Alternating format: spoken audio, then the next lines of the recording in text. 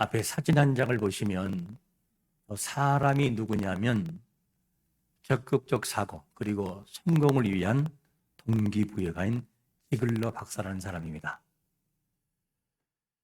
하루는 지글러 박사에게 한 사람이 찾아와서 인사를 하는 것이었는데 찾아온 사람이 누구였느냐? 큰 회사를 경영하는 회장이었어요. 그런데 이 지글러 박사가 묻기를 무슨 일로 저에게 오셨습니까? 라고 물었더니만 이 회장이란 사람이 지난 과거에 일어난 일들을 얘기하는데 뭐라고 얘기하느냐? 젊은 시절 저는 거지였습니다. 이렇게 시작되는 거예요. 자기는 거지였다는 거예요. 그는 뉴욕 지하도에서 연필을 받은 거지였는데 그런데 그때 지글러 박사가 지나가다가 다른 사람들처럼 연필은 받지 않은 채 1달러만 그냥 주고 가더라는 거예요. 지글러 박사가. 그래서 한참 가다가 다시 지하도로 내려가다가 다시 돌아오더니만 하는 말이 뭐냐면 이보시오. 내가 아까 1달러 주었던 그 대가로 연필 하나를 주세요. 그렇게 얘기한 거예요. 아까는 그냥 갈 때는 뭐고 다시 돌아와서 연필을 달라. 왜? 내가 돈을 줬으니까. 연필을 받았어요. 연필을 받은 다음에 그 다음에 지글러 박사 하는 말이 뭐냐면 당신은 나와 같은 비즈니스맨입니다. 오늘부터는 당신은 거지가 아니고 당신이 투자해서 돈을 주고 그리고 그걸 파는 비즈니스맨이라고. 그리고 이제는 끝났습니다. 그 말 들었던 이 거지가 마음속에 이상한 생각이 들어요. 내가 비즈니스맨이라고? 그래, 나는 거지가 아니고 비즈니스맨이다. 이 생각을 했던 거였었어요. 그리고 힘들고 어려울 때마다 생각한 것이 뭐냐면 나는 비즈니스맨이야, 거지가 아니야. 이 생각이었어요. 그리고 난 다음에 이제는 이 사람이 큰 사업을 해가지고 성공한 거예요. 그리고 15년 만에 돌아와서 이 지글러 박사에게 그 얘기를 하는 거예요. 당신이 그에게 저에게 해준 말이 뭐냐? 당신은 거지가 아니고 물건을 파는 하나의 사업가다. 이것이 나에게 도전이었고 자기를 바라보는 기회였다. 그러면서 성공 사례를 이야기하는 것을 이렇게 지글러 박사가 들었어요. 우리가 이런 얘기를 들으면서 무슨 생각을 갖냐면 우리는 이 땅에 살아가는 목적이 단지 살다가 그리고 대충 살다가 어느 때가 되면 죽는 것으로 끝나는 인생이 아니라는 거예요. 우리가 누구냐면 영원한 하나님의 나라의 거룩한 시민이요 거룩한 백성들로서 하나님의 사명을 가지고 이 땅에 와서 일하고 있는 사명자인 것을 믿으시기를 축원합니다. 그냥 살아가는 사람들이 아니라는 거죠. 명확한 이 답이 우리에게 있어야만 돼요.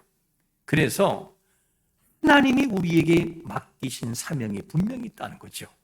이거를 봐야 하는 거죠. 그래서 삶에 있어서 변화를 가져와야 돼요. 매일 그 신앙, 매일 그 모습으로 살아가지 말고 변화를 가져와야 돼요. 변화. 오늘도 변화를 가져오는 모습으로 나가야 돼요. 마음속에 어떤 것을 소유하냐에 따라서 신앙의 질이 달라져요. 완전 달라져 버려요. 우리는 예수 그리스도를 믿어 하나님의 자녀가 됐고 하늘의 시민이 됐으나 아직까지도 사탄이 주는 죄책감과 변화된 삶을 누리지 못할 때가 너무나 많아요. 우리는 사탄의 노예가 아닌 하나님의 자녀인 것을 믿으시기를 축원합니다. 좀 자유했으면 좋겠어요. 하나님의 자녀임에도 불구하고 우리에게는 패배의식이 우리를 지배할 때가 많아요. 하나 실패하면 완전한 패배의식 속에서 살아갈 때가 많아요. 그리고 어떤 감정들, 열등감에 사로잡혀 살아갈 때가 참 많아요. 우리는 그런 사람들이 아니고 주님의 평안을 누리고 살아갈 사람들이라니까요.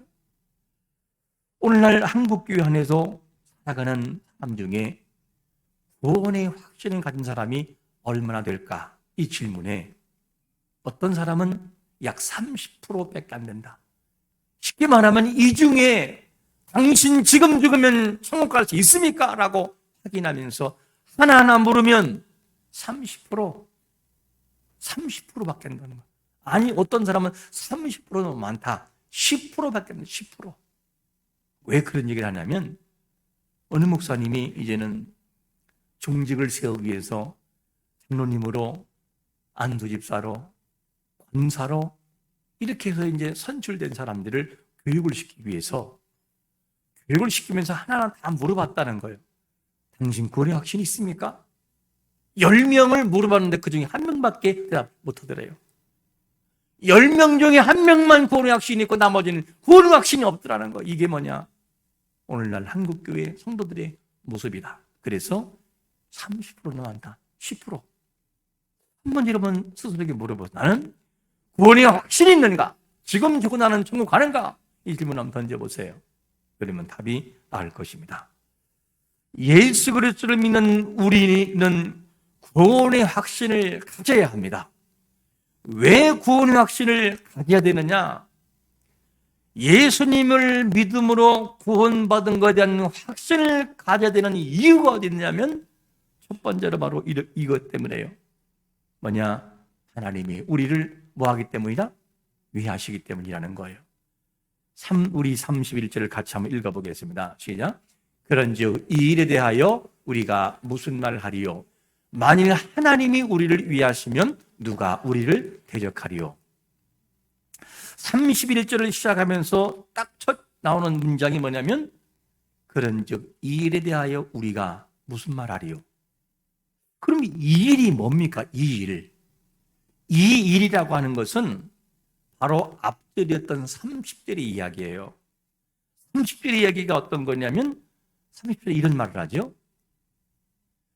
또 미리 정하신 그들을 또한 부르시고 부르신 그들을 또한 의롭다 하시고 의롭다 하신 그들을 또한 영화롭게 하셨느니라. 이 얘기가 이 일이에요. 그러니까 이게 무슨 말이냐면 우리가 예수님을 믿어 하나님의 자녀가 된 것은 하나님께서 구원하시기로 미리 정하셨고 그리고 부르셨고 의롭다 하시고 영화롭게 하시는 은혜가 있기 때문이라는 거예요. 그런데 위의 말씀을 보면 구원의 은혜는 인간의 생각으로 이해가 안 돼요. 왜 그러냐? 우리의 행위를 보면 구원받을 만한 조건을 갖추지 못했어요. 왜냐? 죄가 없는 사람이 천국 갈 수 있잖아요.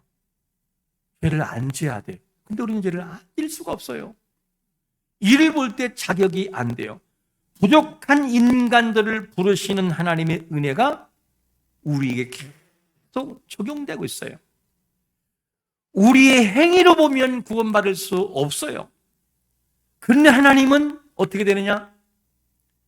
한 인생을 정하시고 그에게 믿도록 믿음을 허락하셔요. 그런데 이 모든 조건은 차별이 없어요. 누구에게나 다 적용돼요. 그게 뭐냐? 로마서 3장 22절에 보니까 이런 말씀을 해요. 곧 예수 그리스도를 믿음으로 말미암아 모든 믿는 자에게 미치는 하나님의 의인이 차별이 있다 없다? 없다는 거예요.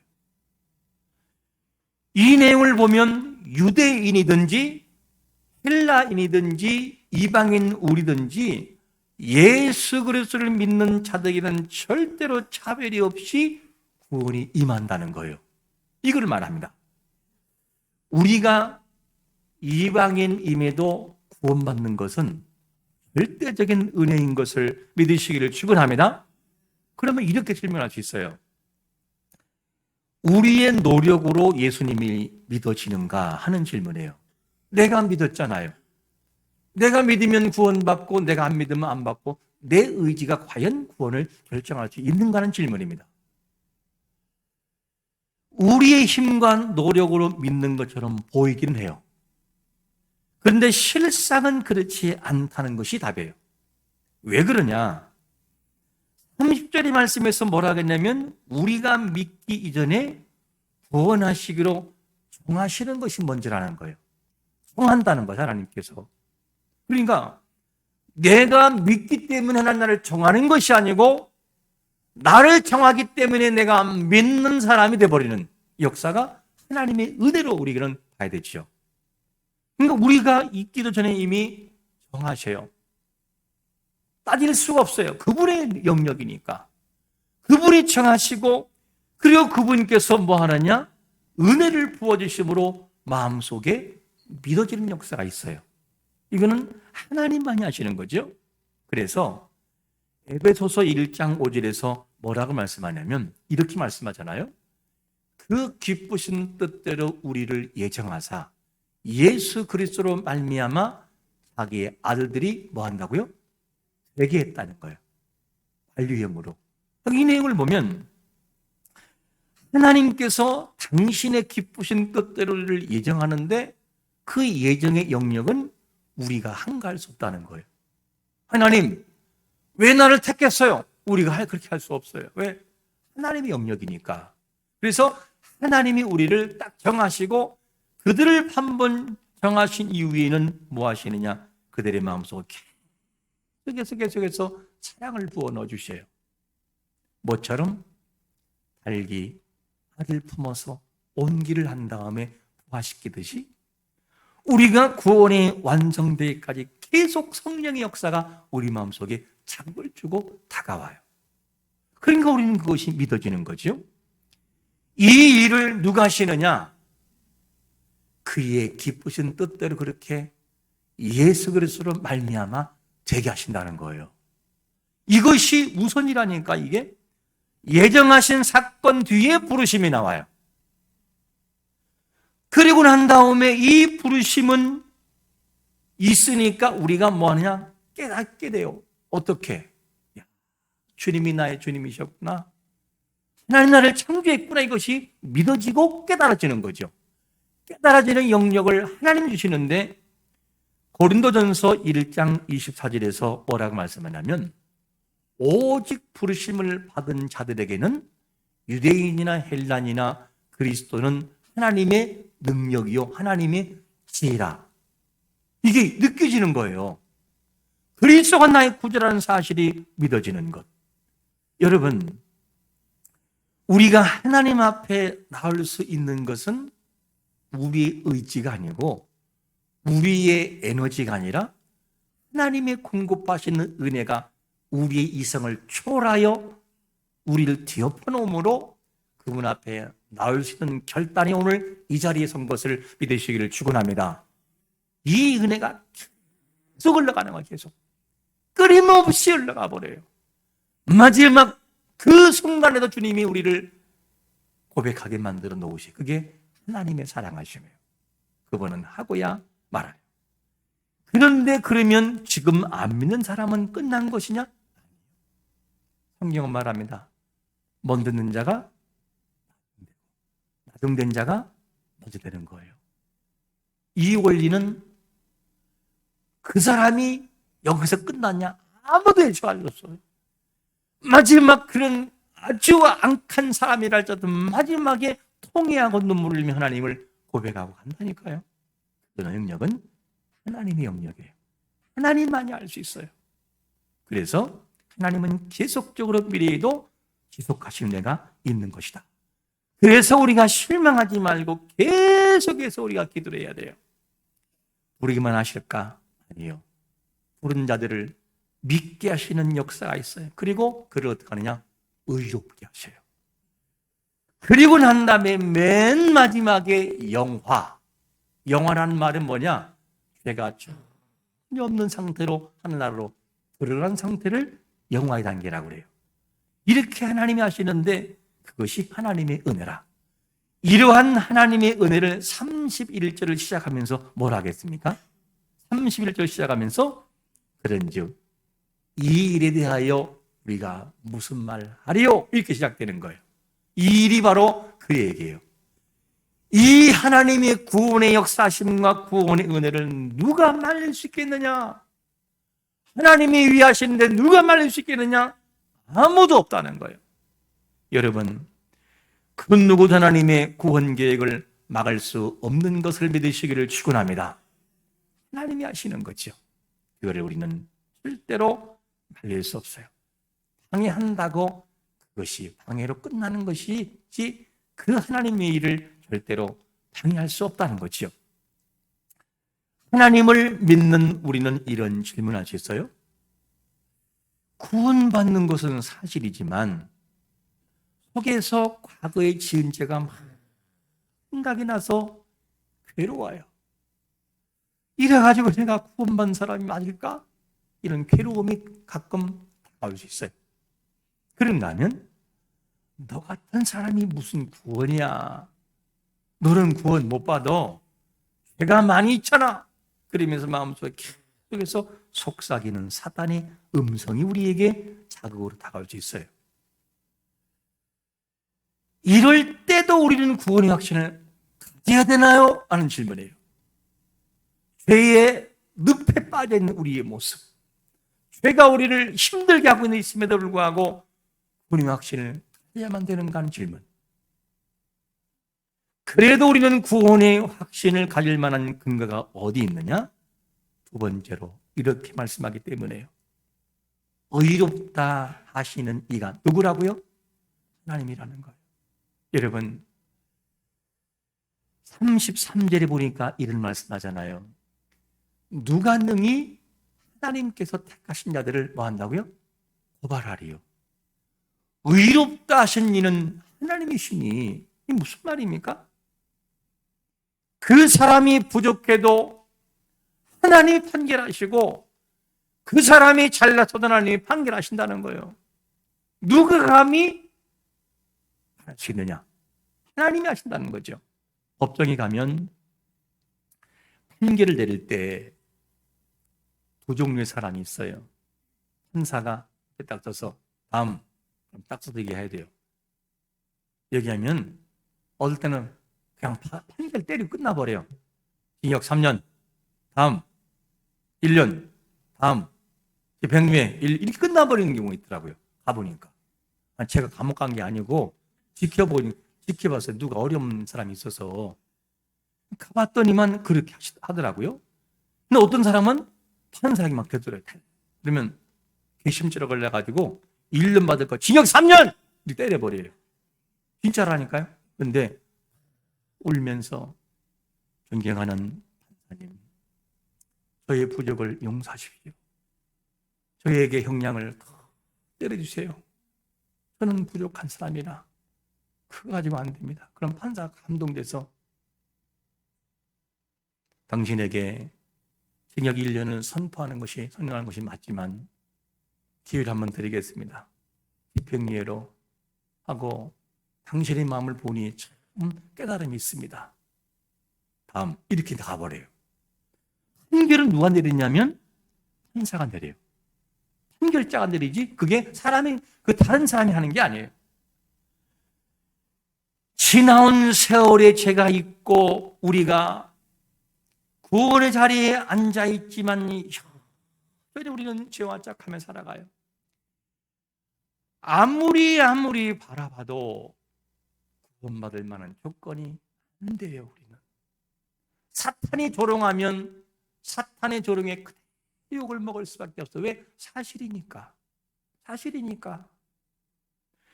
우리가 하나님의 자녀임에도 구원을 확신하지 못하는 이유가 어디 있는 줄 아십니까? 제대로 살지 못하기 때문에요. 무슨 말이냐?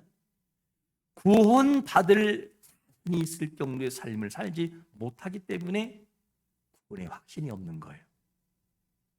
구원받은 자는 구원받은 자의 삶을 살아내야만 되는데 그런 삶을 살지 못하니까 자꾸 마음속에 갈등이 생겨요.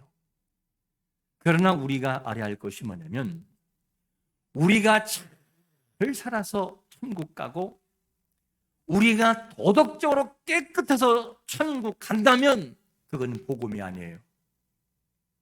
이 땅에서 아무리 멋있게 사는 사람이라 할지라도, 아무리 선행을 한다 할지라도 천국 갈 사람은 없기 때문에요. 그런데 복음은 뭐냐면 연약한 인생들을 예수 그리스도의 보혈의 은혜가 나를 구속했고 나를 대신해서 그분이 죽으심으로 모든 죄가 사했음을 믿는 믿음, 그리스도의 능력을 통해 믿는 믿음이 진정한 복음임을 믿으시기를 축원합니다. 내 의로 가는 것이 아니라 내 의를 이루신 그 예수 그리스도를 통해 내가 천국에 들어간다는 걸 믿는 게 그게 복음이에요. 이게 복음이라니까요. 우리의 구원을 보증해 주는 것은 절대적인 근거는 내 체험이나 그리고 내 행위에 있지 않고 즉 하나님이 만세전에 나를 예정하시고 부르시고 의롭다 하시고 영원토록 그 나라에 들어가도록 영화롭게 만드시기 때문에 우리는 구원의 자리에 들어가는 것을 믿으시기를 축원합니다. 내 의가 절대 아니에요. 그렇다고 해서 사람을 구원받은 증거가 있다고 해서 막 살아가느냐? 그래서는 안 돼요. 그래서 우리는 바울의 고백처럼 23년도의 표화가 내 믿음을 확정하라. 바로 이 내용이죠. 고린도서 13장 5절 같이 한번 읽어보겠습니다. 시작. 너희는 믿음 안에 있는 너희 자신을 시험하고 너희 자신을 확정하라. 예수 그리스도께서 너희 안에 계신 줄을 너희가 스스로 알지 못하느냐? 그렇지 않으면 너희는 버림받은 자니라. 확정을 하는 거예요. 구원받았나? 이런 두렵고 떨리는 마음을 가지고 살아야만 되죠. 하나님의 예정을 입고 부르심을 받고 의롭다 인정을 받은 그리스도인들은 언제나 의인이요 하나님의 백성이요 왕 같은 제사장인 것을 믿으시기를 축원합니다. 그래서 우리가 의롭게 되는 거예요. 그래서 우리는 매일의 삶에서 변화된 삶을 살아가려고 몸부림을 쳐야 돼요. 우리가 소중한 가치를 지닌 것은 하나님이 우리를 소중히 보시기 때문에 우리가 소중한 거예요. 우리가 소중한 사람에서가 아니고 하나님 우리를 소중한 사람으로 보시기 때문에 소중한 사람이라니까요. 어떤 예를 들 수 있냐면 앞에 한번 사진 한 장 보겠습니다. 저 사진은 제가 기사를 읽다가 캡처한 내용인데 1920년대 경기 팔달 인근에 살던 한 할머니가 나무를 캐다가 저 도자기를 발견한 거예요. 그런데 그 할머니가 뭐 하느냐? 기름을 사서 파는 사람이에요. 기름을 짜서 파는데 얼마에 파느냐? 1원에. 지금 기름병 한 병이 얼마씩가요? 한 2만 원 하나에 좋은 거 3만 원 가고. 그러니까 그 당시 1원이 지금의 2만 원, 3만 원 정도의 가치죠. 이래 1원에 파는 거예요. 당시 경성, 서울, 지금이 서울이죠. 살던 일본인 골동품 상이 부인이 사는 병이 조선 백자라는 걸 알게 돼요. 다른 골동품 상에서 이를 얼마에 파냐면 60원에 팔아요. 이런 사람을 뭐라고 하냐? 무슨 강도인지 뭔지 하여튼 1원에 그 사가지고 60원에 팔면 이 얼마 남기는 거야? 이후에 수집가를 거쳐서 1936년 열린 경매에서 이 도자기가 얼마에 경매되느냐? 14,580원. 그 당시 14,580원이 어느 정도의 가치냐? 기와집의 15채. 기와집 15채. 무슨 말이냐면 아무리 소중한 가치를 지닌 기와집이 15채라 할지라도 가치를 모르면 1원에 판다라는 거예요. 1원에 그냥. 이럴 수가 있나요? 우리 한번 물어봐야 돼요. 하나님이 우리를 바라보시는 구원의 가치는 어떤 것일까? 어느 정도의 가치일까? 하나님이 우리를 바라보시는 가치는 자기의 아들을 십자가에 내놓고 우리를 살린 가치예요. 그러니까 하나님이 예수님 그리스도를 사랑하시는 그 사랑처럼 우리를 그만큼 사랑한다는 거예요. 왜? 자기 아들을 십자가에 내놓고 우리를 구원할 정도의 가치를 그렇게 보니까. 근데 우리는 그 가치를 우리가 모른다는 거예요. 이 구원받은 증거의 은혜가 얼마나 감사한지 대해서 너무나 모르고 살아갈 때가 많다는 거예요. 하나님의 가치와 우리의 가치가 동일하기를 축원합니다. 하나님이 그 아파하시는 그 마음이 우리에게도 있어야 되고요. 하나님이 우리를 향해 사랑하시는 그 사랑하심이 지금도 우리에게 있어야만 되는 거죠. 이 가치가 우리의 마음속에 흘러 있어야만 돼요. 하나님이 우리를 향한 그 사랑을 얼마나 가치가 높은지를 우리는 볼 수 있어야만 돼요. 그래서 하나님의 못 말리는 사랑이 얼마나 강렬한지 당신의 사랑을 이렇게 표현해 버려요. 우리 한번 다 같이 본문 38절과 39절을 읽어보겠습니다. 주님의 심정으로 시작. 내가 확신하노니 사망이나 생명이나 천사들이나 권세자들이나 현재일이나 장래일이나 능력이나 높음이나 깊음이나 다른 어떤 피조물이라도 우리를 우리 주 그리스도 예수 안에 있는 하나님의 사랑에서 끊을 수 없으리라. 할렐루야. 하나님의 깊은 사랑, 그 사랑은 못 말리는 사랑이에요. 말릴 수가 없어요. 하나님 사랑이 너무나 커서 말릴 수가 없어요. 우리 오늘 기억할 말씀은 못 말리는 하나님의 사랑입니다. 다시 오실 그날까지 우리의 구원의 확신이 이론짜리의 구원의 확신이 아니라 하나님 아버지가 우리를 바라보시는 최고의 가치를 가지고 바라보듯이 우리의 구원의 확신이 흔들림이 없이 구원받은 증거가 날마다 우리 마음속에 흘러넘쳐 주님을 고백하되 간격으로 고백하는 성도가 되시기를 예수 그리스도의 이름으로 축원합니다.